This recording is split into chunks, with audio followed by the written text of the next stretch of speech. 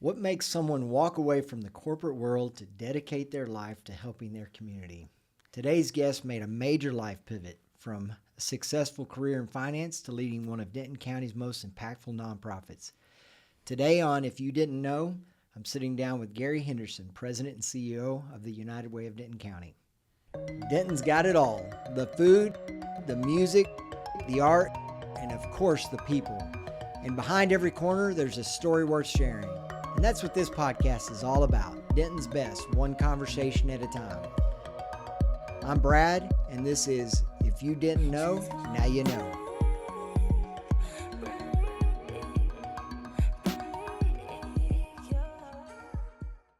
Welcome to today's episode of If You Didn't Know.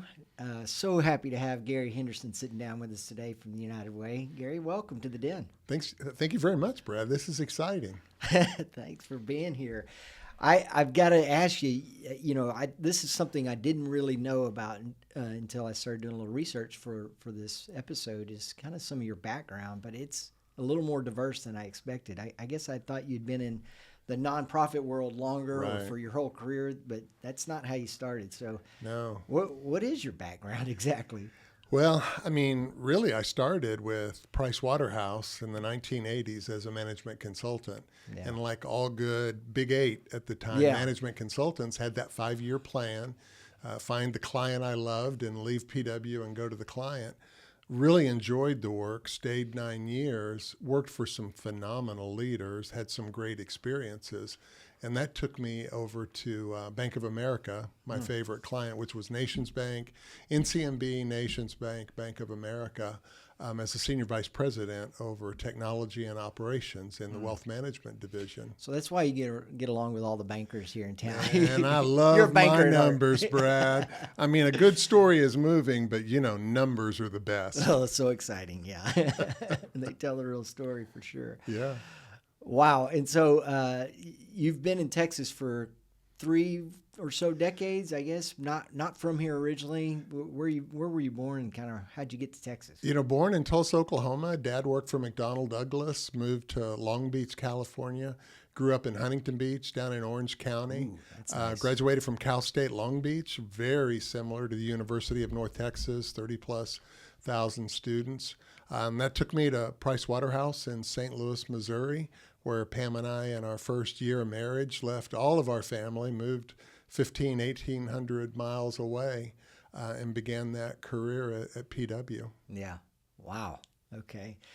So you were at PW, then you go to Bank of America. You're there for a number of years. Yeah. And then what changed? Something? Yeah, settled with Bank of America here in the Dallas-Fort Worth area. Mm-hmm. Built our first home in Flower Mound, 1989. It was time when we're raising family. The kids are young, elementary school.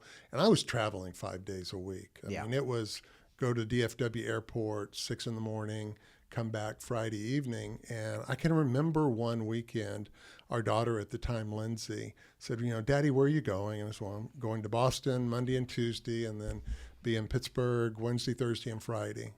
When will you be home? Well, I'll be home Friday night. Daddy, that's 5 days. And it just kind of pierced my heart. So I knew at that time I wanted to be home. I wanted to be with family more.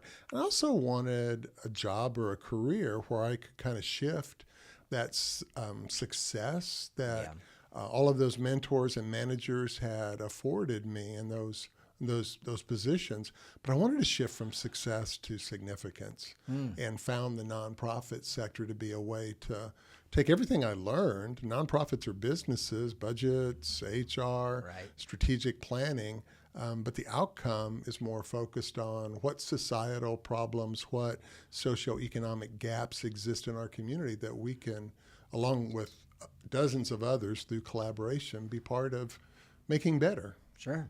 Yeah. Well, I'm sure, that those leadership skills, those systems, and just everything you learned through your consulting days and then your days at Bank of America is certainly transition help you do what you do now, right? There was an interesting moment, though. My first week with Communities and Schools, a small nonprofit down in Louisville, 10 employees, 3 computers. on Friday, I said to our program director, so That's there's only not 10 enough of us. computers. Well, aging one of us here a little bit where social work paperwork was actually done on paper, Brad. I got you. Okay. But on Friday, I said, I don't know what we're paying for janitorial services, but no one's emptied the waste baskets all week. And he just grinned and he said, welcome to nonprofits. We empty our own waste baskets on Friday. So there was certainly a shift, but what a great experience. Yeah. Wow. Okay. So tell us about communities and schools and how long you were there, because you experienced a lot of growth when you led that organization, right? Yeah. The team that I worked with at Bank of America, I think they knew eventually I wanted to move into the nonprofit management sector. Mm-hmm. And for my generation, Brad, that generally means that at retirement time, you retire and then you find a nonprofit and you work kind of semi-retired. I wanted to do that earlier where I could make a bigger impact. Now, about that time, Pam and I were youth leaders in our church group, high school youth leaders, and every spring break we would take a group of middle schoolers and high schoolers down to Juarez, Mexico, and we would build homes over the course of about 4 or 5 days. Camp out in the dirt, build homes during the day. 11 foot by 22, concrete slab, stud, chicken wire, tar paper, stucco, drive away at the end of the week. And a home would be standing where before it was cardboard pallets. Yeah. And it was just such an amazing feeling to take that 1 week out of the year and know that you had a positive impact, a really tangible, visible impact on someone's life. Mm-hmm. So Monday mornings, driving from Denton County, Texas, down to Dallas. Yeah. Those Mondays got harder and harder. And I thought there has to be a way to feel that same level of significance and making an impact more often than 1 week out of the year. And a friend pointed me towards a book called Halftime. And not to bore you, but generally the premise is life is like a football game, and whether your team's up or down at halftime, when you go into the locker room, the game plan changes. You don't play the second half like you play the first half, even if you're up or down. And for me, that meant find an organization in my community here in Denton County where I could really use those skills and abilities. So that same day on a Friday, I got an email from a manager that was at Southwest Airlines. We used to work together at Bank of America, Raymond, and he said, Gary, you've always said you want to go run a nonprofit. Here's something I saw on the Dallas Center for Nonprofit Management website. It's up in Louisville. I think you'd be great. That evening, totally different, at a high school football game, one of the young ladies that had been in our high school youth group, was now a UNT elementary ed major, walked up to Pam and I at halftime and said, Gary, we had a speaker in our class at UNT today, and he was telling us about his nonprofit, Communities in Schools, and they're looking for an executive director. You would be great. And I asked him questions about it, and he said, well, you're not qualified. I said, I'm not asking for me. Someone. I have a friend. Yeah. And on that same day, two different people in our lives kind of shared this opportunity. Yeah. I drove past the building 3 times on Mill Street in Old Town Louisville, not seeing the door to Communities in Schools of North Texas. Yeah. And that was the beginning, because 3 board members, Dr. Kitty Hudnall, who was the head of guidance at Louisville ISD, Dr. Linda Monaco, who was the superintendent in Little Elm ISD, and Christina Goldsworthy, who was community relations director out at Hillwood in the Alliance area. All 3 were on the interview panel looking at this guy and saying, you know nothing about running a nonprofit, but we're going to give you a chance. And it was that pivot, which is really difficult, but that pivot from the for-profit to nonprofit that really opened the door for me. I see. Well, so Communities in Schools is still an agency that United Way that you work with now through what you do at the United Way. But, well, let's make that transition now from that to United Way. And first, maybe just I think most people have heard about United Way or the United Way of Denton County, but maybe back up for us in just a little broad history of the United Way. And I know in Denton, it wasn't initially the organization that is today United Way of Denton County wasn't called that. It was started as something else in the 50s, I believe. Yeah, Community Chest. Yeah, Community Chest. Is that from Monopoly? Yeah, maybe. Maybe, yeah. Legacy, Brad. Business leaders in a community came together and said, these nonprofits all need financial support. Let's mobilize an organization that can help raise funds for them, but more in a coordinated manner. When I began at Waterhouse, we were well into United Way campaigning. Right. Thing about United Ways is whatever community you find yourself working in, you're going to find that United Way generally is the respected, supported, trusted nonprofit. They're not the leader or boss of anything, but they're at the table with the nonprofit organizations that also make a critical difference in our community. Yeah. So for us here, 54 years ago, community leaders formed this United Way for those needs at that time. I see. Well, Denton County today, over 1 million in population, the needs look tremendously different. So I think the most important thing every United Way local organization needs to do is to listen to its local community, understand those needs, data and stories, find those strong nonprofits on the front line also making a difference, and then through community leadership with business leaders like yourself serving on the board governing the organization, tailor, adapt, and build that local United Way to, in an entrepreneurial way, meet this specific community's needs. And that's why you see our United Way evolving over the years. And you would look at United Way of Denton County and compare it to other United Ways across the country and say, well, I recognize the logo and I recognize the name, but the work looks different. Well, the work looks different for us here because of the realities going on here. Absolutely. And we're one of the 4 or 5 fastest growing counties in America. It's a great place to bring your business to. It's a great place to work, play, raise families. Yeah. I mean, this is a hotbed of activity in North Texas. Yeah. But with that growth, it stretches and starts to break our nonprofit systems, just like it stretches and breaks roads and schools. So we have to expand and adapt in a coordinated way. Yeah.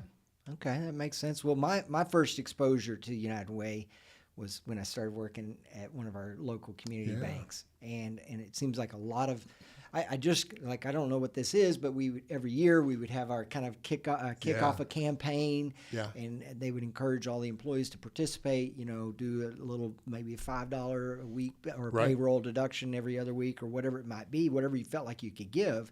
And collectively, it's like, okay, as an organization, we're doing something here. But we would always do something fun, too, to kind of make it a little more exciting. But that was kind of my first introduction. But as I started looking around and observing, it's like, boy, there are some real big names associated with this, heavy hitters in the community. Right. And I think Denton County, at least, I'm sure most of the United Ways across the country experience this as well. But you do get some really big names, heavy hitters in the community involved in the organization. You really do. It brings out the best of a local community. Our big sister, big brother to the south, United Way of Metropolitan Dallas, Troy Aikman, very active board member. That United Way campaign, I think the magic in it, we say give to one, impact many, meaning you're giving to one organization, but you're really giving to 18 nonprofit organizations. But it's the power of the number of employers, the number of workplaces, the number of employees. When they have that capacity, we all do a little bit. Right. In a county of 1 million people, everybody just did a couple bucks a year. We could empower our nonprofit sector here in Denton County with $3-4 million. Yeah. And that's the powerful part. A little does go a long way. Yeah. I love that. Pulling together and, like you say, everybody just doing a little bit, it makes a big impact. So So you came to United Way in 2011. I guess you would have been. I mean, as your role as executive director at Communities and Schools, you would have obviously been interacting with the United Way. Was that kind of like, hey, I see there's a position over there? They came recruiting you. How'd that transition? Well, not only was there a relationship between Communities and Schools of North Texas and United Way of Denton County. United Way of Denton County was Communities and Schools of North Texas' largest private funder. Mm-hmm. So as went United Way in Denton County, so did it go for us at Communities and Schools. We were super aggressive with grant writing at Communities and Schools, state, federal grants, awarded an early 21st Century Community Learning Center grant that really transformed that organization to serve more economically disadvantaged at-risk students in our Denton County independent school districts. But my incoming board chair at Communities and Schools was Debbie Murkey, was married to Mark Murkey, the board treasurer at United Way of Denton County. And boy, that was the post-08 recession, Brad. Yeah. Giving was down. Donations were struggling. And at that time, I would say financially, it was one of the toughest times for all nonprofits, but specifically United Way of Denton County. Mm-hmm. It was a super tough decision because I loved CIS, and I was pretty convinced that was the organization I would retire from. Yeah. But the opportunity to come to Denton, to be part of the United Way family, and continue to work with Communities and Schools, but also work with Friends of the Family, Children's Advocacy Center, CASA, a number of child care nonprofits, Meals on Wheels, SPAN. I mean, just those really diverse, impactful organizations that all were founded by community members responding to a critical need. That really intrigued me.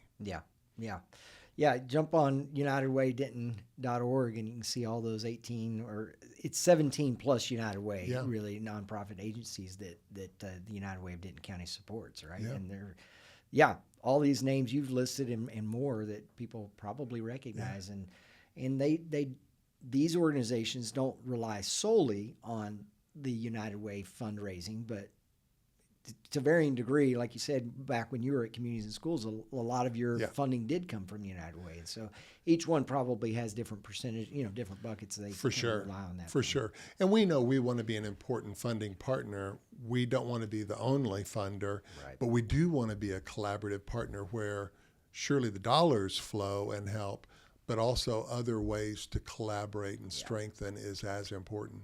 I would imagine so. Yeah.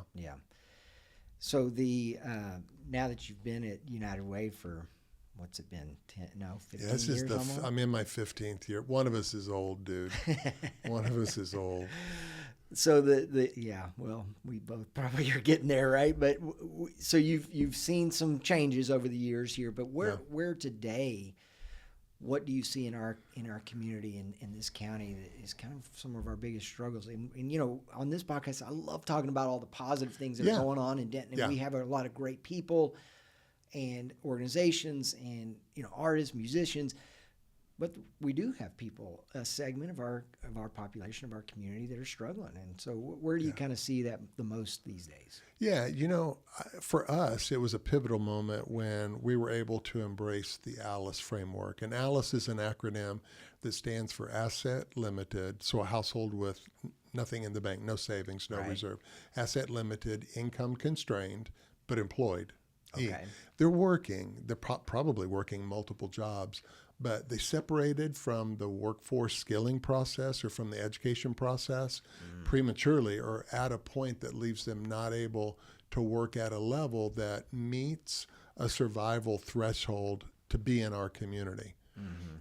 We used to say the working poor. So it's folks in poverty, it's folks living below survival. Now, how you are in that is a dozen different stories. You can be a single mom with a couple of kids that made tough decisions to leave an unhealthy family violence situation. Right. And in doing that positive physical health and mental health thing for you and your child or you and your children, you may have left half of the household Create income, an economic strain. you Yeah. create an economic reality. So Yeah. that is, for us, the most vulnerable example of Denton County Alice households that we want to focus our finite resources on. Denton County households that are led by a single female head of household with children, 52% of those households fall into that Alice category. So wanting to make sure that with all of the funding we have and all the work we can do, we're caring for the most fragile. Seniors over 65 living on fixed income with a little bit of inflation, a little bit of housing cost increase, insurance increase. They're also a population that we feel are vulnerable. So single moms with kiddos, households aging into poverty, that's our focus. That's our focus. So how do you do that work well? Well, you never do it alone. It really starts with pivotal elected official leaders like Denton County Judge Andy Eads, Right. councils, municipal councils across the county, working with our Workforce Solutions of North Central Texas Workforce Board and the funding that comes from Texas Workforce Commission, because childcare can be the biggest obstacle to getting that Alice household back to work. So I would say in the old days, nonprofit, board, staff, raise that money, go do that work, function in a silo, make a difference. We don't have that luxury today because Alice's household needs, they cross communities and schools. They may have crossed into friends of the family. There may be some food insecurity. They may have been homeless and lived in her car for a period of time. So nonprofit organizations, while their missions are really precise and they're doing phenomenal work, they're looking at a portion of Alice households' needs, almost like a business to business in your world. Let's know what we do well, and let's do that really well, and let's find the other partners in the community and collaborate together so that this household can thrive. Workforce upskilling, increasing income, financial stability, financial security, that's the goal line. That's how we score points. Well, that really resonates with me. And again, I've kind of talked about 20 some odd years ago when I was first exposed to United Way. That was something that really made a lot, just clicked for me from the very beginning that, hey, a dollar I give to United Way, this is a group, an organization that's well respected in the community. Like I said, has got all these really top-notch professionals that are also involved, on the board and in other ways. I can trust this dollar with this organization to be spread out amongst the various nonprofit agencies that you work with and get to where they need to go. Because ultimately, that's who's doing that work. But, for me to say, well, I'm going to pick this one or that one, are they doing what I need or what I really care about? But by kind of sending a dollar to United Way, I trust. And if I want, I know I can tell you, hey, I want all this dollar to go to this one agency if I choose to. But I've historically said, y'all know best where it needs to go. Direct it for me. And to be an organization that can be responsive and nimble. The federal government shut down last month and early this month. Right. To be able to launch very quickly a food insecurity disaster relief fund for our Denton County residents that had their SNAP benefits disrupted for a couple of weeks. 46 donors gave $10,000 in a matter of days. And those dollars all go out quickly to food pantries serving here in Denton County, still leveraging some of those core organizational beginning reasons that United Way was created in the first place. But also, we never move away from those frontline nonprofits that need to be strong and thriving when life hits, government shutdown or domestic violence, life hits and one of our neighbors turns to a nonprofit for help in a critical time. Yeah. So you said that Denton County it sounds like a great place where you're calling on a lot of people to help support you. What makes this area, Denton and Denton County, so special? And from your perspective now that you've been doing this role for as long as you have, why so special here? Well, I think for anyone trying to do the work we do, we would all say it's the collaborative spirit. Yeah. Whether you're talking to your nonprofit peers, elected officials, donors, everybody can get behind helping our neighbors, and they understand the importance of doing it together. And there's just something about Denton and Denton County. Collaboration is easy. Yeah. I'll use a term that we use a lot kind of in my business, collective impact. And that is a way to approach complex community problems with cross-sector collaboration. Business leaders in the room, elected officials in the room, nonprofits in the room, university leadership in the room, and looking at kind of challenging areas like mental health service response, housing insecurity, helping someone move from homelessness through temporary sheltering to housing and back to employment. Even workforce engagement, making sure that an Alice household has no barriers to upskilling or getting to work or attaining a more high-paying job that matches the cost to live here in Denton County. That's collaborative work on steroids. Yeah. And I'll always joke with our staff, two things. One, if you don't care who gets the credit, we can get a ton of work done. Yeah. And we don't. Yeah. Because the work is never done by a single individual or a single organization. So it's really hard to say who gets credit for this. Second thing, every month when these appointed leadership teams, Commissioner Mitchell, municipal council member appointees, when they come into the room or come into the Zoom, I just look around and I'm in awe that these community leaders took time out of their day to help us build better roads and systems, so to speak, for the work that our nonprofits are doing. I'll say system change, Brad, and you'll love it. It's hard to express to a donor. Give to help us create system change. But really, do you want your nonprofits functioning uphill against the wind into systems that are so hard to succeed in for your families and your clients? Yeah.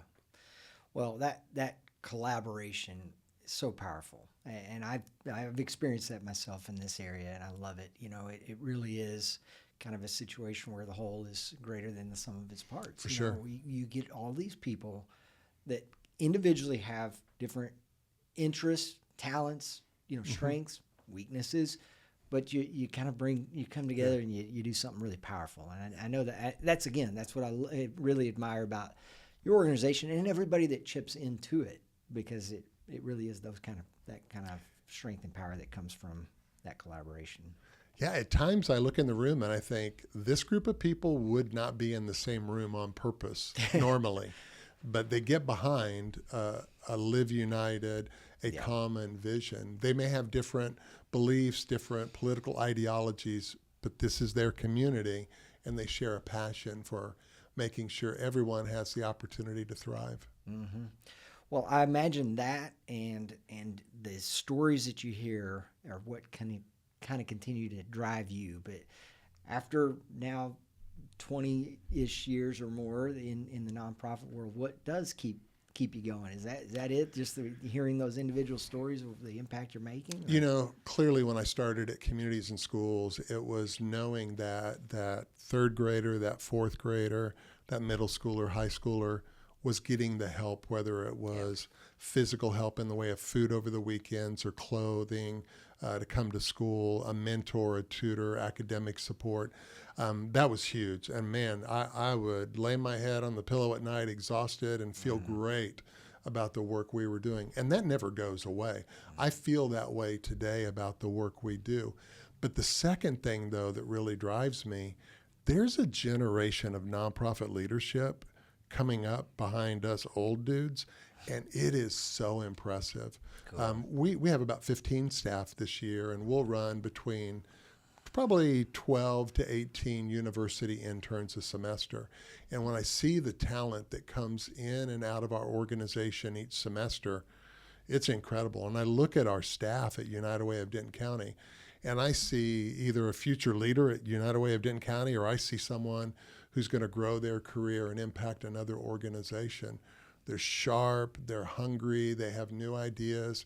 We leverage artificial intelligence like we leverage a university intern. Yeah. Get that research done. Don't fully trust it. Vet it. Check out the hallucinations. Yeah. But it's just exciting to be at this point in a career and say, get that next generation ready, because others did that for us. Yeah. And we built on a foundation they laid. Mm-hmm. Now we want to hand off to this next generation that will take what we were able to accomplish in a lifetime and do more. It never ends. What this organization looks like today started from a group of, like you said, 16 people 50 some odd years ago in Denton, in the community, saying we need to get together and do something, and it's growing. Yeah. And we'll continue to do so. I'm certain of it. You know, we have fun when we do our campaign. So we every year for the last 4 or 5 years, we've been tying it to a Cowboys watch party, which isn't always fun, really. The fundraising is not based on wins, is it? No, it's not. Okay, good. We do the football squares. We do 100 squares. We sell each square for $100, and we now the people that win get half the money, and the other half goes to United Way. Yeah. So we were able to send about $5,000 a year, in addition to what our employees do. Yeah.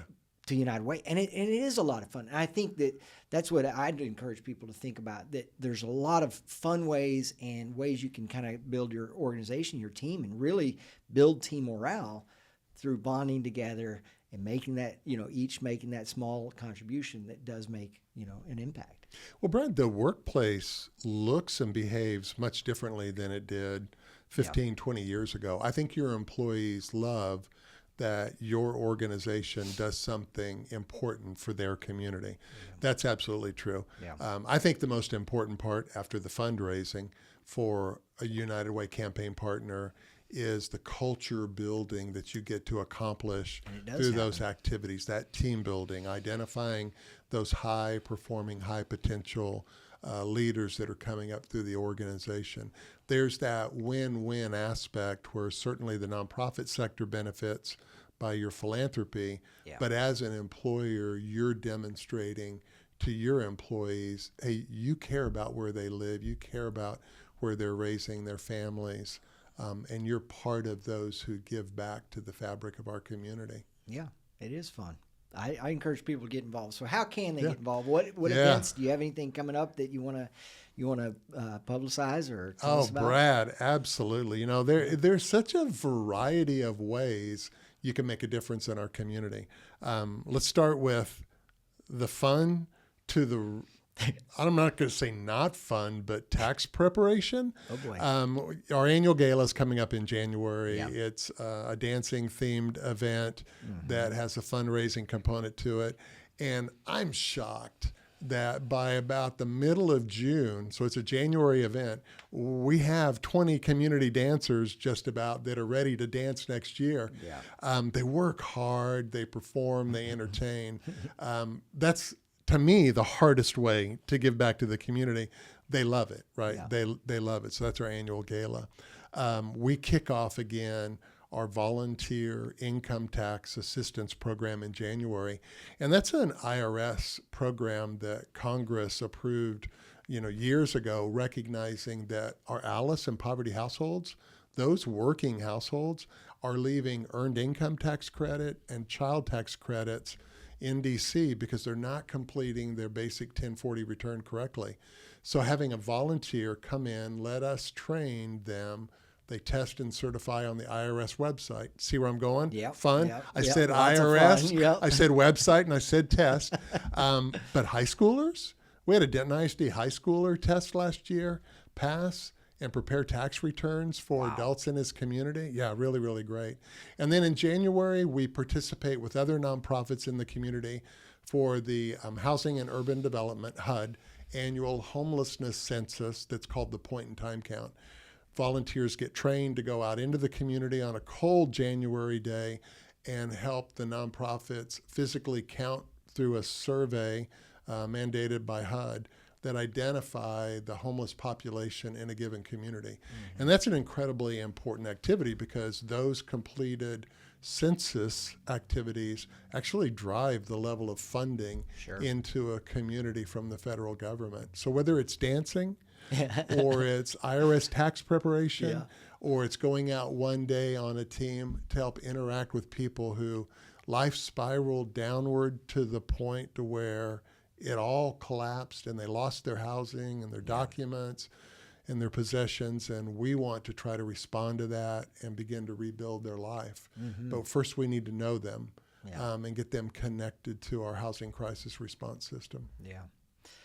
Well, lots of ways to get involved. So, point them to the website, I guess. Yeah, unitedwaydenton.org, volunteer. And for anyone listening who wants to be someone who connects a member of our community in crisis to help, same website, unitedwaydentoncounty.org, find help button. And you know what? We really feel like there's a multiple ways that people want to be helped. So we've got a partnership with Denton County, City of Denton, findhelp.gov. Great online resource to search and find resources. 211, funded by the state legislature, also is a way to find resources here in Denton County. Or you just walk into United Way of Denton County or call the phone number on our website, and we have our university interns working that resource navigation program. People walking in, calling, finding help on the website, whatever works for them, we want them to get connected to that help. Excellent. Well, this has been a joy for me, Gary. I really appreciate you joining me today and just telling me a little more about your personal background. That was fascinating, but this organization is great. I can't recommend enough for people to get involved and participate, and just find out, how much a little piece of each of us can go towards building something great. Brad, I mean, you're just a perfect example to the answer to your question. What makes Denton County special?